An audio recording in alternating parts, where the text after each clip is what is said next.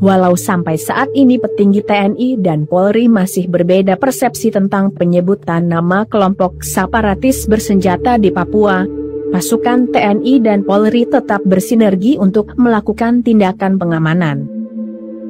Polri dalam tindakannya berazaskan penegakan hukum terhadap pelaku kriminal dan gangguan keamanan. Sementara TNI bertindak untuk menjaga kedaulatan dan teritorial NKRI. Penyebutan KKB menjadi OPM oleh TNI yang merujuk kepada perubahan teknis penindakannya, ternyata cukup membuat KKB belingsatan. OPM mulai melakukan aksi-aksi propaganda, kemudian berteriak meminta perhatian internasional. Mereka membakar rumah penduduk di Pogapa, kemudian mereka memutarbalikkan berita bahwa pelaku pembakaran adalah TNI Polri.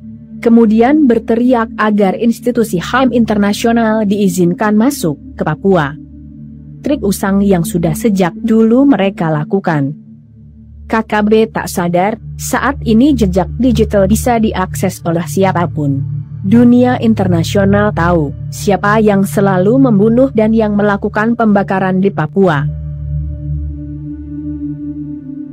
Mendapat informasi bahwa sekelompok orang bersenjata kembali terlihat berkeliaran di sekitar perbukitan yang berdekatan dengan lahan perkebunan warga, tim yang saya pimpin diperintahkan untuk membackup personil Satgas Organik yang ditugaskan untuk melakukan penegakan hukum. Pukul 9 WIT pagi, kami berangkat menuju lokasi. Karena sulitnya medan yang kami lalui, kami baru sampai di sekitar lokasi, pukul 17:20 sore. Kira-kira 500 meter sebelum lokasi sebuah Honai yang diduga merupakan markas KKB, tiba-tiba kami mendapat serangan tembakan dari atas ketinggian perbukitan. Beruntung kami berjalan mengikuti celah perbukitan, bekas tanah yang longsor. Beberapa saat terjadi kontak tembak. Kemudian KKB mundur ke arah utara. Tiba di lokasi Honai, ternyata Honai sudah dalam keadaan kosong. Kami mencoba mencari keberadaan KKB. Beberapa titik hitam terlihat di atas ketinggian perbukitan.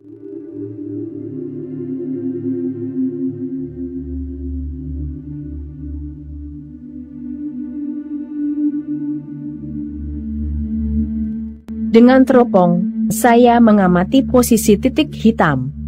Ternyata di atas ketinggian perbukitan, ada 3-4 orang anggota KKB sedang mengamati kami.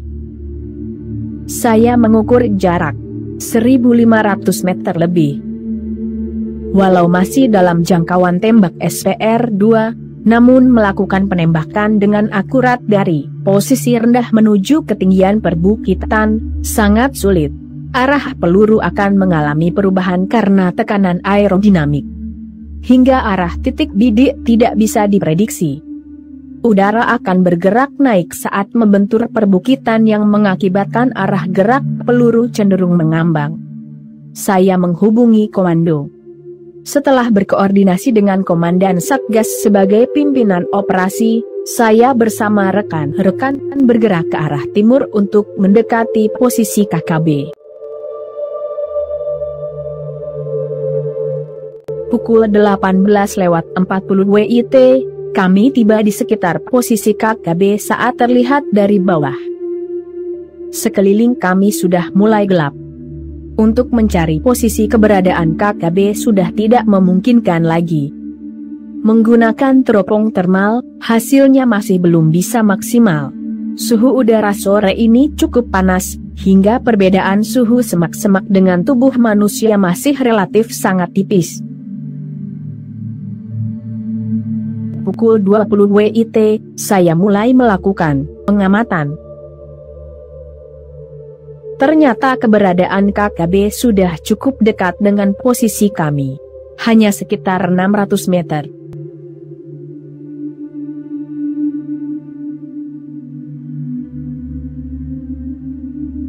Saya memerintahkan rekan-rekan saya untuk melakukan penindakan. Kontak tembak pun terjadi. KKB melakukan perlawanan. Mereka kelihatannya sangat yakin mampu menghadapi kami. Untuk tidak mengulur waktu dan membuat repot, saya memerintahkan 2 rekan saya untuk melakukan tindakan pemungkas. 2 buah granat lontar meluncur horizontal dari jarak dekat. Selesai. Beberapa saat kemudian, kami bergerak turun untuk bergabung dengan rekan dari Satgas Organik.